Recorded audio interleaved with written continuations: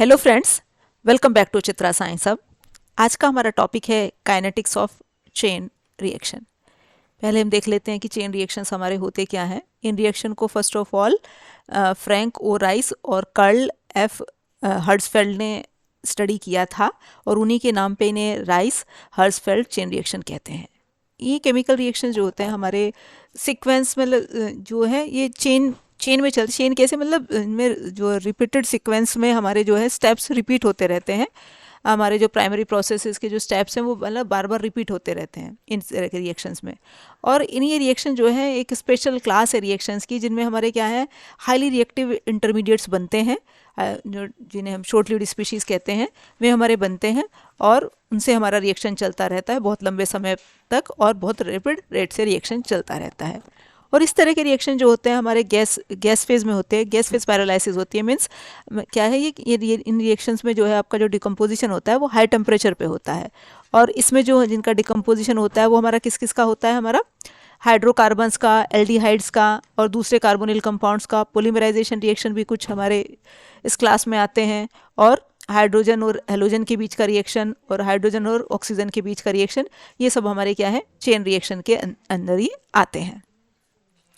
अब chain reactions के अंदर हमारे बेसिकली जो स्टेप्स होते हैं उसका फर्स्ट स्टेप जो है वो है चेन इनिशिएशन, चेन का इनिशिएट होना।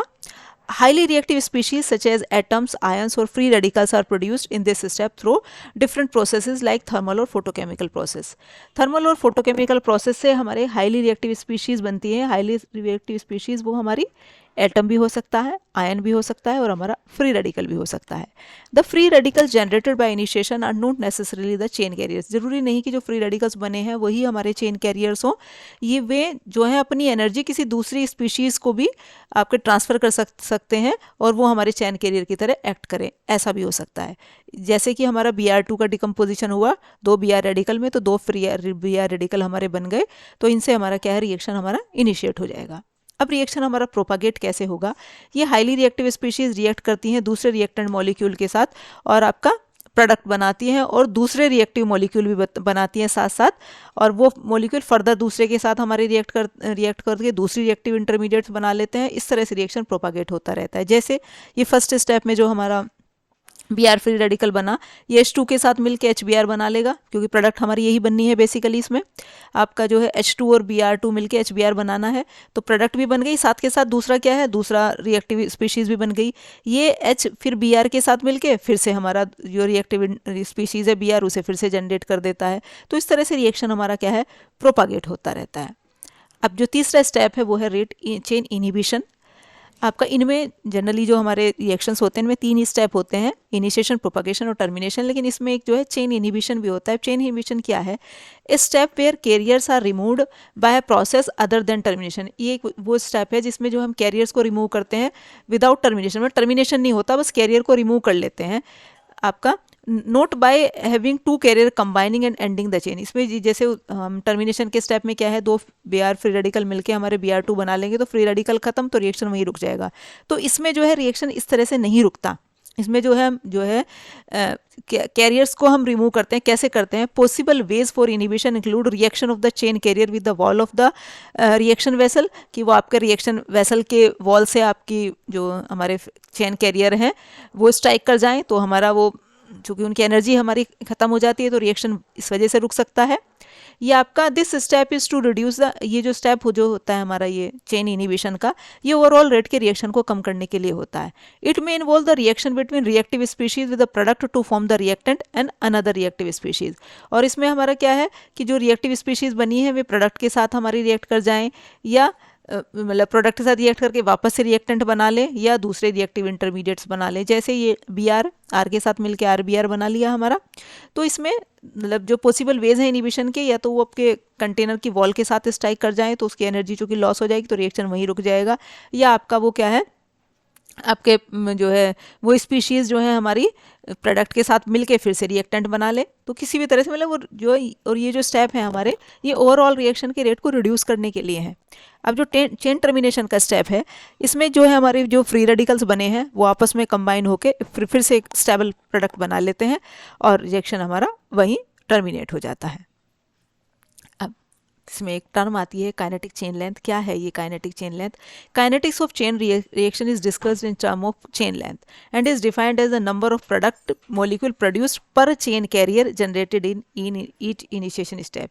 इनिशिएशन स्टेप में कितने चार्ज कैरियर हमारे बने, मतलब जो है सॉरी कितने हमारे प्रोडक्ट मॉलिक्यूल बने पर चार्ज कैरियर, मतलब इनिशिएशन स्टेप में जो है चार्ज कैरियर से कितने प्रोडक्ट बने, ये हमारी चेन लेंथ है। It's also depend on the relative rate of chain propagation and chain termination step. तो चेन लेंथ हमारी हम कैसे निकालते हैं? Rate of product formation upon rate of initiation step, इस तरह से हम जो है kinetic chain length find out करते हैं। अब जो चेन रिएक्शन होते हैं ये हमारे दो तरह के होते हैं और इन्हें हमने जो क्लासिफिकेशन किया वो किस बेस पे किया? On depending on the number of reactive intermediates involve in each propagation step. Propagation step में जो हमारे कितने रिएक्टिव इंटरमीडिएट्स इन्वॉल्व हुए उस बेसिस पे हमने चेन रिएक्शन को दो क्लास में डिवाइड किया, स्टेशनरी और नॉन ब्रांच्ड और नॉन स्टेशनरी और ब्रांच्ड। अब जो फर्स्ट वाले हैं स्टेशनरी और नॉन ब्रांच रिएक्शंस, ये क्या है? इसमें हमारे जो रिएक्टिव इंटरमीडिएट्स जो इन्वॉल्व होते हैं हमारे प्रोपागेशन के स्टेप में वो केवल एक ही रिएक्टिव इंटरमीडिएट इन्वॉल्व होता है। When only one reactive intermediate is involve in each propagation step in a chain reaction then such chain reaction is known as stationary reaction. तब उन्हें स्टेशनरी चेन रिएक्शन कहते हैं। जैसे हमारा रिएक्शन हाइड्रोजन और bromine के का जो कंबाइन होकर HBr बनाती है, ये किसका एग्जाम्पल है? ये इसमें पहले इनिशिएशन होगा, इससे दो फ्री रेडिकल बनेंगे, फिर ये रिएक्शन प्रोपागेट होगा। तो इसमें हम क्या देख रहे हैं कि प्रोपागेशन के स्टेप में इंडिविजुअल स्टेप में एक एक ही हमारा रिएक्टिव इंटरमीडिएट इन्वॉल्व हो रहा है। यहाँ Br फ्री रेडिकल इन्वॉल्व हो रहा है या H फ्री रेडिकल इन्वॉल्व हो रहा है। तो प्रोपागेशन के स्टेप में क्या है, हमारा एक ही रिएक्टिव इंटरमीडिएट हमारा इन्वॉल्व हो रहा है। दूसरी तरफ जो हमारे नॉन स्टेशनरी और ब्रांच रिएक्शंस हैं इनमें क्या है, हमारा एक से ज़्यादा रिएक्टिव कैरियर जो है इन्वॉल्व होते हैं प्रोपागेशन स्टेप में। तो इस वजह से रिएक्शन जो है एक्सप्लोसिव हो जाते हैं। इसका एक एग्जाम्पल है हाइड्रोजन और ऑक्सीजन जब कंबाइन होकर वाटर में बनाते हैं आपका, ये इसका एक एग्जाम्पल है। ये इसमें फर्स्ट यहाँ हाइड्रोजन फ्री रेडिकल जो है हाइड्रोजन एटम में ये डिसोशिएट हुआ इनिशिएशन। अब प्रोपागेशन के स्टेप में क्या है, हमारे तीन स्टेप हैं। एक जब HO2 के साथ मिला OH, यहाँ O फ्री रेडिकल बना, ये O फिर H2 के साथ मिलके OH और H यहाँ दो हमारे फ्री रेडिकल बन गए। अब ये फर्दर OH जो H2 के साथ मिलके फिर से ये H फ्री रेडिकल। अब जब इनका ओवरऑल प्रोपागेशन का हम ओवरऑल प्रोपागेशन देखते हैं तो हमारे जो है इसमें जो ओवरऑल प्रोपागेशन के स्टेप में हमारे क्या है कि जो रिएक्टिव इंटरमीडिएट्स जो है वो एक से ज़्यादा रिएक्टिव इंटरमीडिएट हमारे इन्वॉल्व हो जाते हैं। तो इस वजह से इस जो हमारे नॉन स्टेशनरी और ब्रांच रिएक्शंस होते हैं वो रिएक्शन है जिनके अंदर एक से ज़्यादा रिएक्टिव कैरियर हमारे इन्वॉल्व हो जाते हैं। तो वो है हमारे ब्रांच रिएक्शंस। ये था हमारा आज का टॉपिक। Thank you.